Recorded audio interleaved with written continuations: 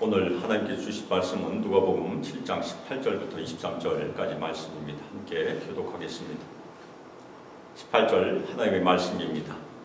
요한의 제자들이 이 모든 일을 그에게 알리니 요한이 그 제자 중 둘을 불러 주께 보내어 이르되 오실 그이가 당신이오니이까 우리가 다른 일을 기다리오리이까 하라 하매 그들이 예수께 나아가 이르되 침례 요한이 우리를 보내어 당신께 여쭈어보라고 하기를 오실 그이가 당신이오니이까 우리가 다른 일을 기다리오리이까 하더이다 하니 마침 그때에 예수께서 질병과 고통과 및 악귀 들린 자를 많이 고치시며 또 많은 맹인을 보게 하신지라.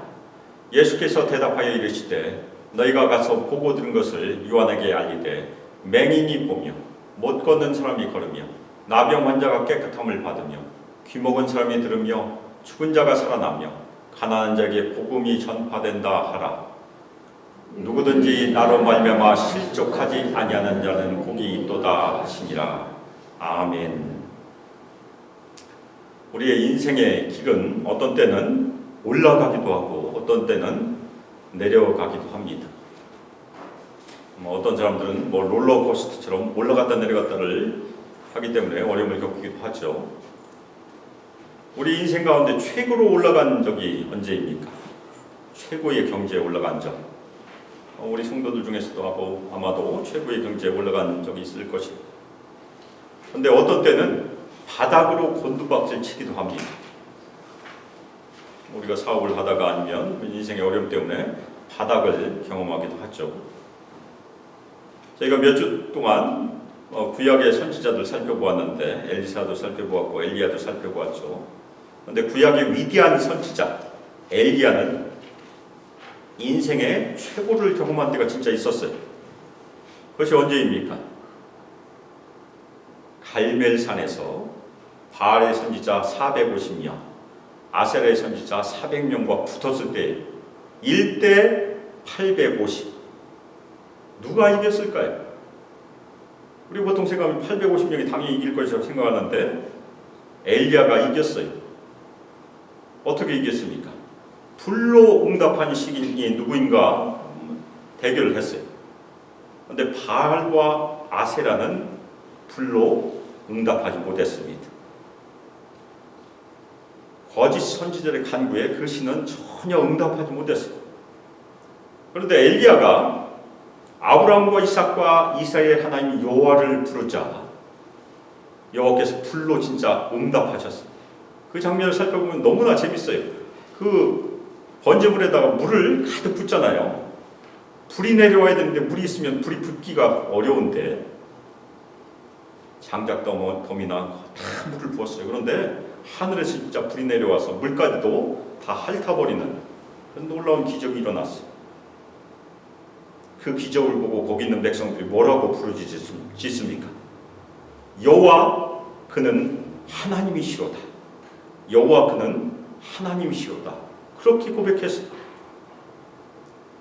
아마도 우리가 그 장면에 있으면 우리도 똑같이 고백했을 것이고, 그 다음에 엘리야는 백성들에게 뭐라고 명령했죠? 바알의 선지자 도망가지 못하게 다 잡아서 죽여라. 그래서 바알의 선지자가 다 죽임을 당했어요. 이 대결에서 엄청난 승리를 이루었습니다. 이것이 엘리야의 최고가 아닌가, 최고의 경험이 아닌가 그렇게 생각해 볼 수 있습니다. 그런데 엄청난 승리를 경험한 엘리야의 다음 장면이 너무나 놀라워요. 아합 왕의 왕비가 이세벨인데 이세벨이 엘리야를 죽이려고 했어요. 그러자 엘리야는 도망쳤습니다. 너무나 이상하지 않아요? 850대 1에서도 이겼는데 한 여자의 살해 위협에서 도망가는 그런 장면을 저희가 볼 수 있습니다. 그래서 열심히 도망가서 부엘세바라는 광야에 들어가서 로뎀 나무의 아래에 앉았어요. 거기서 하나님께 뭐라고 구합니까? 죽기를 구해요. 여호와여 넉넉하오니 지금 내 생명을 거두소서. 이것이 바닥이에요. 엄청난 승리를 이루었지만 얼마 가지 않아서 바닥으로 곤두박질 치는 경험을 한 것이 엘리야의 경험이다. 오늘 말씀에 등장하는 침례 요한은 엘리야와 비교되는 인물이에요. 실제 엘리야가 마지막 때 오리라는 그 예언이 침례 요한에게서 성취되었다고 예수님께서 말씀하세요. 하나님의 부르심을 받았어. 요단강에서 죄사함을 받게 하는 침례를 선포하는데 몇몇 사람이 온 것이 아니고 온 유대 사람이 다 왔어요. 어떻게 보면 신약 성경에 기록되어 있는 부흥의 장면입니다. 많은 사람들이 침례 요한에게 나와서 회개의 침례를 다 받았습니다. 아마도 이때가 침례 요한의 인생 가운데 최고의 경험이 아닌가 그렇게 생각할 수 있어요. 요한복음에 의하면 많은 사람들이 침례 요한이 마지막 때 오실 메시아가 아닌가 그렇게 생각할 정도였었어요. 그러나 침례 요한도 바닥에 떨어지는 경험을 합니다. 분봉왕 헤롯이 동생의 아내를 취한 것, 헤로디아를 취한 것을 책망하다가 결국에는 헤롯에 의하여 감옥에 갇히죠. 더 이상 사역을 하지 못합니다. 그때가 침례 요한의 바닥이, 오늘은 그 바닥에 있는 침례 요한 얘기입니다. 오늘 본문 18절에 보면 침례 요한의 제자들이 예수님의 사역을 보고서 침례 요한에게 가서 보고를 해요. 그래서 이 모든 일이라고 되어 있는데 우리가 2주 동안 살펴본 것이 이 모든 일에 해당합니다. 첫 번째는 가버나움에 있는 백부장의 종을 말씀으로 일으키신 사건입니다. 막 죽어가고 있는 백부장의 종을 직접 보지도 않고 먼 발치에서 말씀으로 치유하셨죠. 그리고 지난주에 말씀은 무엇입니까? 거기서 약 40km 정도 떨어져 있는 나인성의 한 어머니의 아들 청년을 말씀으로 일으키신 사건입니다. 두 가지 일들을 침례 요한에게 보고를 했어요. 그런데 침례 요한의 제자들은 어떻게 예수님께서 하신 일을 볼 수 있었을까? 제자들은 침례 요한을 따라다녔는데 왜 예수님 사역 근처에 있었을까? 저희가 궁금할 수 있는데 마태복음 똑같은 사건을 기록한 것을 저희가 평행 본문이라고 하죠. 그런데 평행 본문을 살펴보면 침례 요한은 이미 감옥에 있었어요. 더 이상 사역을 못하니까 아마도 자신들의 선생님이여 지도자인 침례 요한이 감옥에 갇히자 침례 요한의 제자들 중에 몇 사람이 예수님의 사역을 따라다니고 있었던 것으로 저희가 이해할 수 있습니다. 침례 요한은 그 얘기를 듣자 제자 둘을 예수님께 보내요. 근데 누가가 여기서 예수님을 다시 한번 주라고 부릅니다. 이게 짧은 말이에요. 우리 한국말에서는 주라고 하면 너무 짧잖아요. 근데 굉장히 중요한 말이에요. 누가는 지난번에서도 보면 생명의 주인이신 예수님을 주라고 불렀으니까 오늘은 메시아이신 예수님을 주라고 부르는 것입니다. 마지막 때 하나님의 약속대로 이 땅에 오실 그분이 주라는 것입니다. 침례 요한은 아마도 예수님께서 하신 일을 듣고 소문을 들었을 것입니다. 그래서 그 두 제자를 보내서 예수님께 대한 자신의 믿음을 확증하기 위해서 보낸 것입니다. 침례 요한은 지금 감옥에 있으면서 무엇을 경험하고 있습니까? 믿음의 시험을 경험하고 있습니다. 바닥에 있기 때문에. 우리도 잘 나갈 때는 시험 당하지 않아요. 근데 우리가 바닥으로 곤두박질 치면 우리는 당연히 시험을 당하게 됩니다. 침례 요한도 시험에 있다는 얘기. 그래서 예수님께 질문을 전달하죠. 오실 그이가 당신 이오니이까 우리가 다른 일을 기다리오리이까. 오실 그이는 침례 요한이 기대하는 메시아예요. 침례 요한은 예수님께서 오실 것도 미리 예고했어요. 그런데 침례 요한이 예수님께서 하시는 사역을 듣고 지켜보니까 의심이 생겼다는 것입니다. 과연 예수님께서 하나님께서 보내신 메시아가 맞는가 아닌가? 우리가 다른 일을 기다려야 되는가? 유대인들은 아직도 다른 일을 기다리고 있어요. 그러면 침례 요한이 기다리고 있는 메시아는 과연 어떤 존재일까? 그에게는 어떤 인물이 예언되었을까? 저희가 다니엘서를 읽어보면 아주 강력한 메시아가 등장합니다. 그 중에 다니엘 7장 13절 14절, 다니엘은 마지막 때 인자 같은 이가 구름을 타고 올 것이라고 예언을 해요. 그 메시아가 와서 하나님으로부터 권세와 영광과 나라를 받게 될 것이다.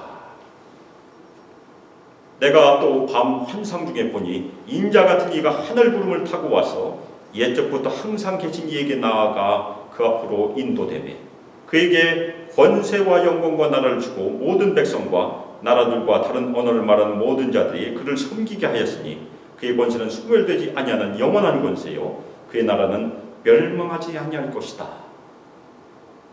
또 하나 중요한 구절은 말라기 3장 1절 말씀입니다. 이것은 침례 요한에게도 해당되는 말씀이 하나님의 사자가 주의 길을 준비하며 주 곧 메시아가 갑자기 주의 성전에 임할 것이다. 만군의 여호와가 이르노라 보라 내가 내 사자를 보내리니 그가 내 앞에서 길을 준비할 것이요 또 너희가 구하는 바 주가 갑자기 그의 성전에 임하시리니 곧 너희가 사모하는 바 언약의 사자가 임하실 것이라. 침례 요한이 길을 준비했어요. 그러면 메시아가 와서 주의 성전에 갑자기 임해서 권능으로 통치하셔야 맞는 것이고,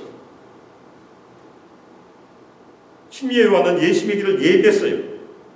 그러면 예수님께서 강력한 통치와 심판을 이루셔야 된다는 것입니다. 그렇게 기대했던 것이.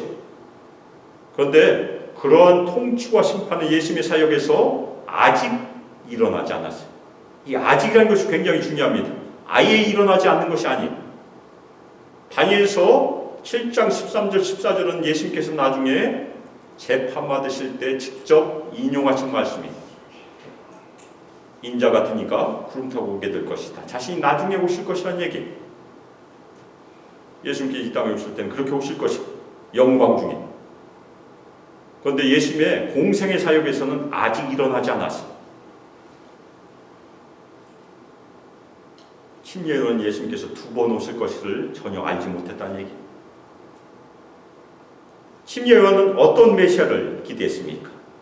놀라운 능력으로 당시 이스라엘을 압제하고 있던 로마를 몰아내고 간교한 헤롯 왕가도 몰아내고 이 땅에서 정의와 공의를 이루고 평강을 이루는 강력한 메시아를 기대했던 것입니다.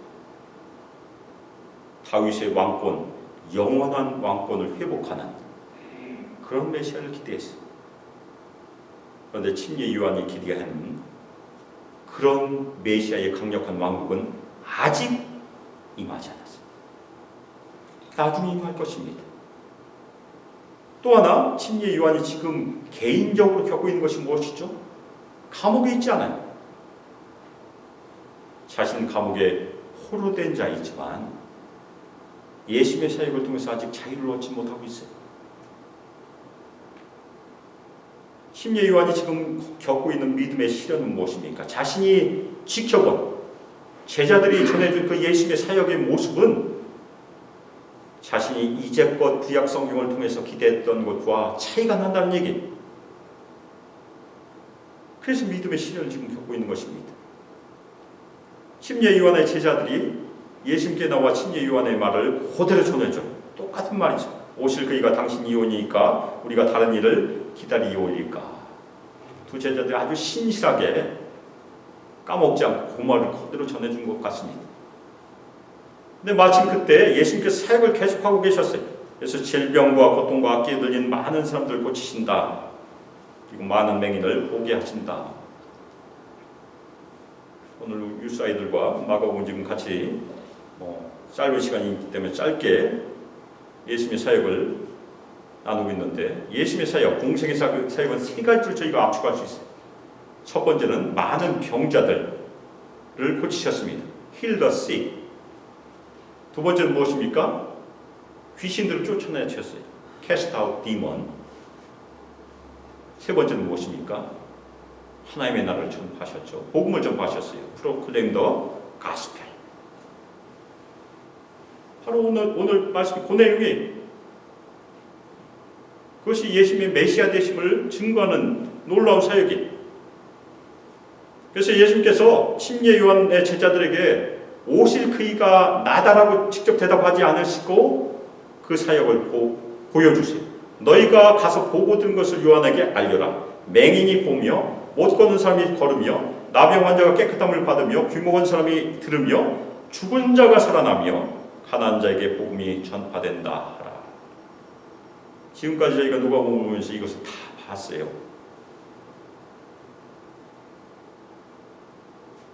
그런데 이것은 구약 성경에 예언된 내용이 실현되고 있는 것입니다. 어떤 구약 성경을 예수님께서 인용하셨습니까? 침례 요한은 다니엘서와 말라기를 가지고 메시아를 기대했다면 예수님께서는 이사야서를 가지고 지금 말씀하신 것입니다. 이사야 선지자가 수백 년 전에 예언했던 내용이 예수님의 사역을 통해서 이루어지죠. 심지어는 저희가 고난 주간에 살펴보는 예수님의 고난은 이사야 몇 장에서 이루어졌습니까? 이사야 몇 장에 예언됐습니까? 이사야 53장에 예언됐습니다. 유대인들은 아직도 이사야 53장이 고난받는 메시아로 이해하지 않아요. 그것이 기독교인과 유대인의 차이예요. 첫 번째가 맹인이 본다고 얘기합니다. 이 말씀은 이사야 29장 18절, 35장 5절, 42장 18절의 예언의 말씀이 이루어진 것입니다. 29장 18절 그날에 못 듣는 사람이 책의 말을 들을 것이며 어둡고 캄캄한 데에서 맹인의 눈이 볼 것이며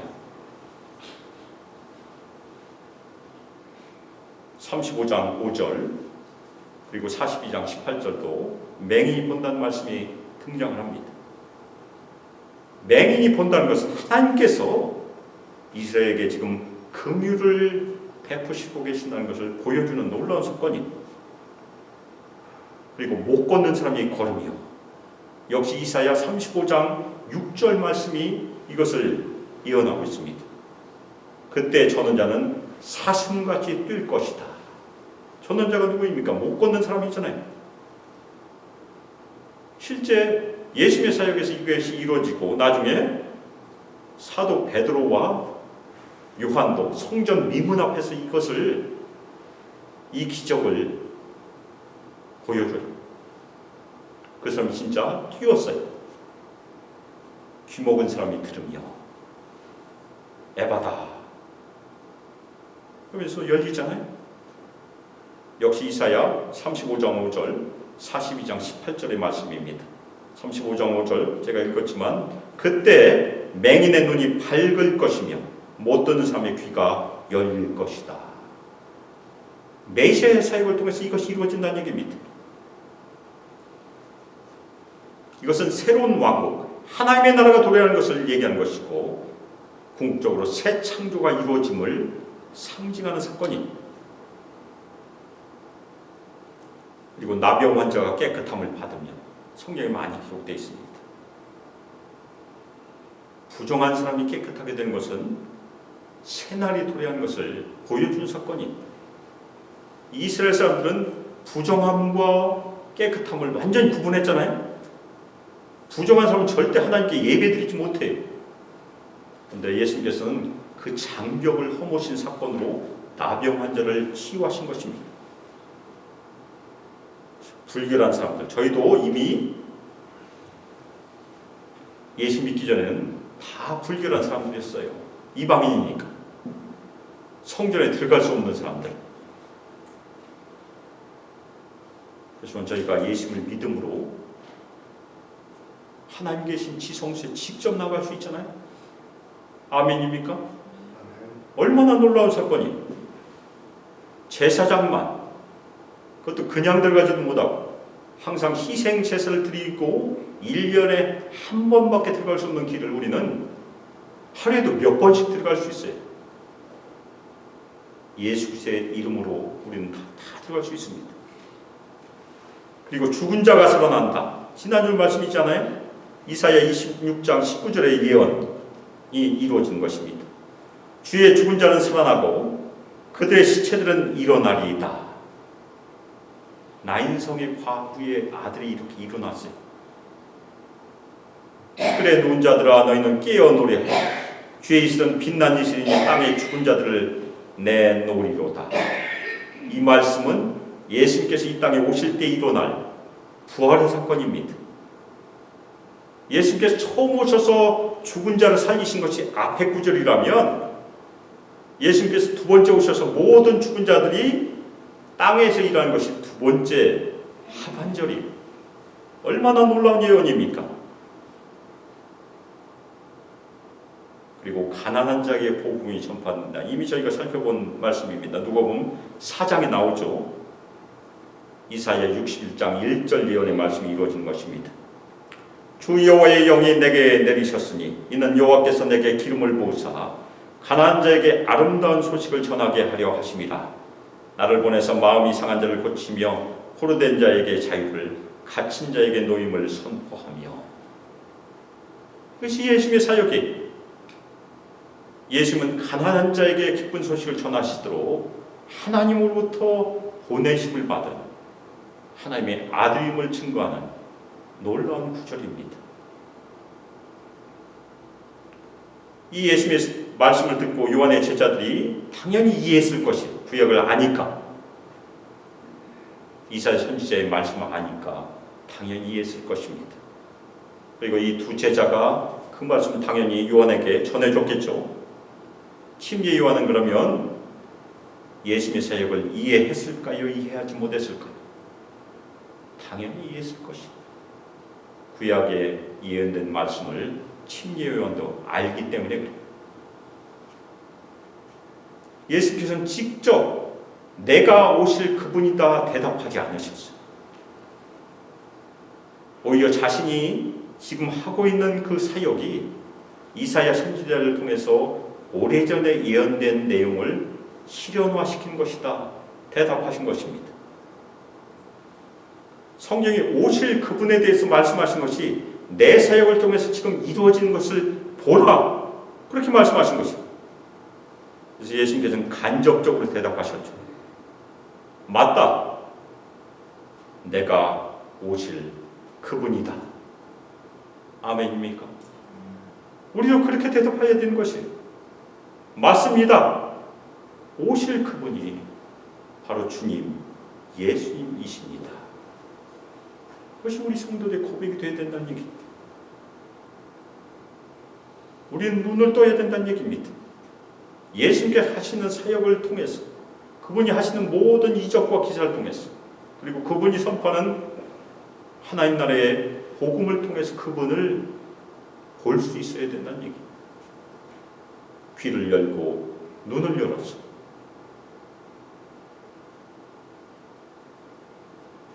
예수님께서는 자신이 지금 하시는 사역을 통해서 새 시대가 이미 임했음을 침례 요한이 인정하고 확증하여야 한다고 지금 말씀하고 계신 것입니다.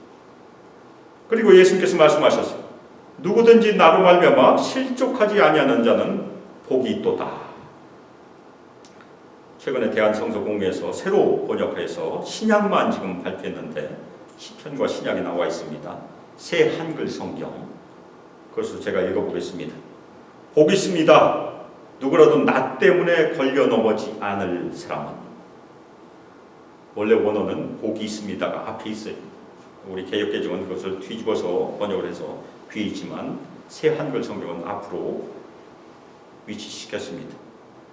제가 한국에서 북한말로 되어 있는 조선어 성경을 주문을 했어요. 주문했는데 제가 없는 사이에 집에 와서 배달되지 않아서 제가 조선어 성경을 여기 쓰지 못했네요. 조선어 성경.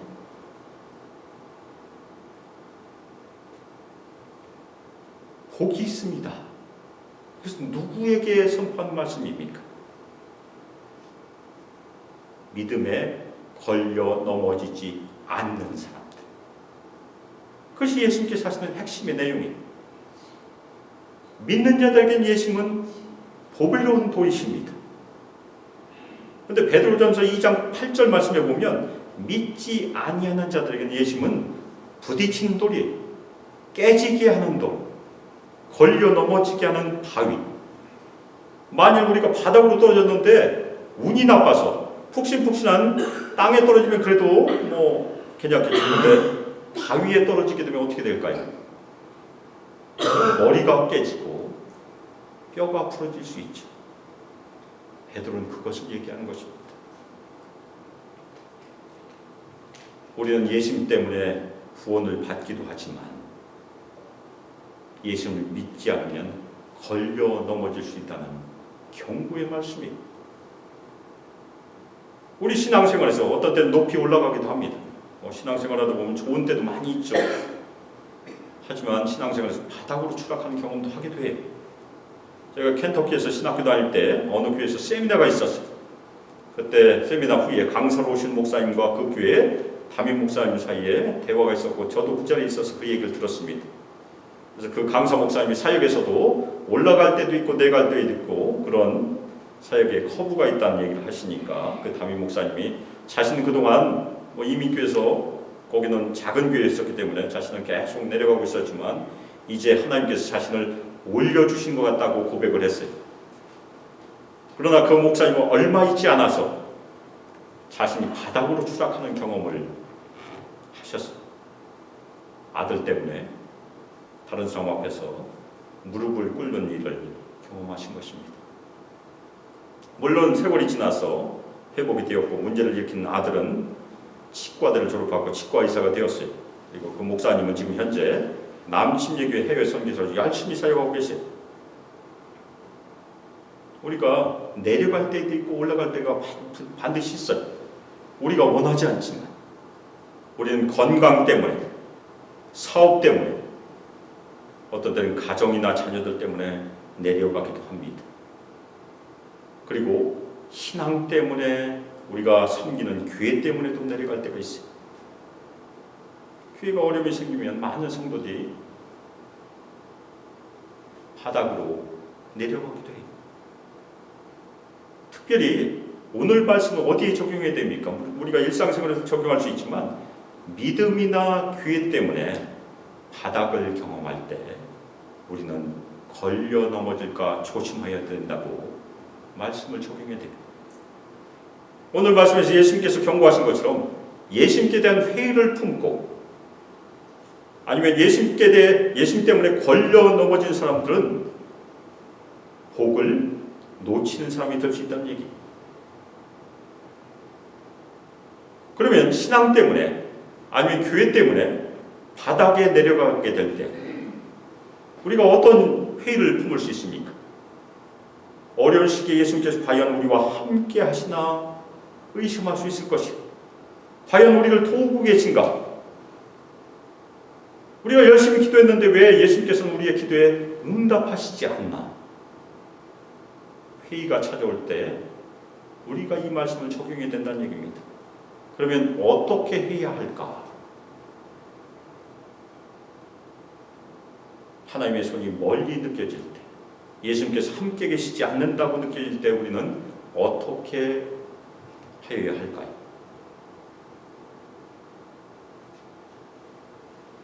이 본문을 영적 침체라는 아주 시리즈 설교에서 20세기의 위대한 설교자 영국의 마틴 로이드 존스 목사님이 설교하셨어요.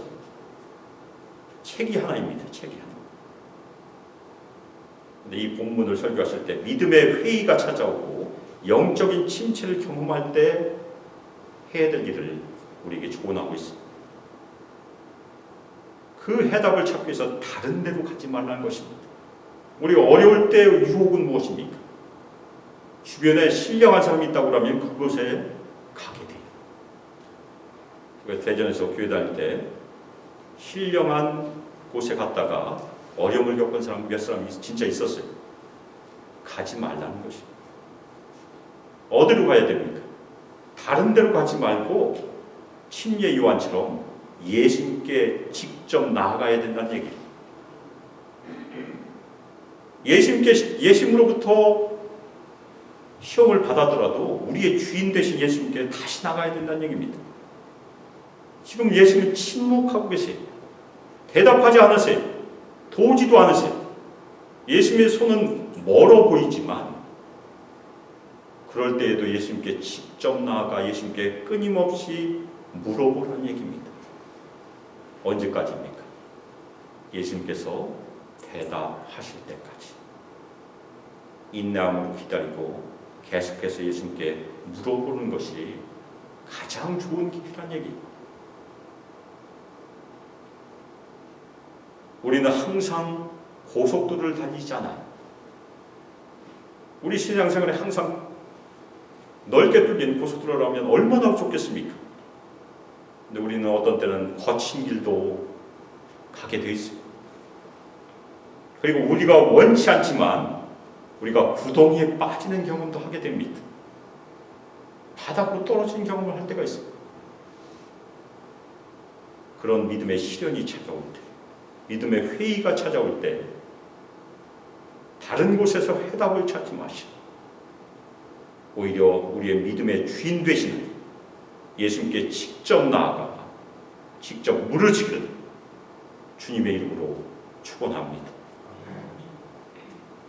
어려울 때에는 전도서 말씀대로 하면 우리는 생각할 때예요. 우리에게 적용하면 어려울 때, 시험의 때는 바로 기도할 때란 얘기예요. 우리 소망교회가 지금 어려울 때가 아닙니까? 그래서 새롭게 시작하는 모교 기도회 기억하시고 삶을 조정하시고 많이 참여하시고 한마음으로 기도하시기를 주님의 이름으로 부탁드립니다. 지금은 기도하는 것이 살 길이에요.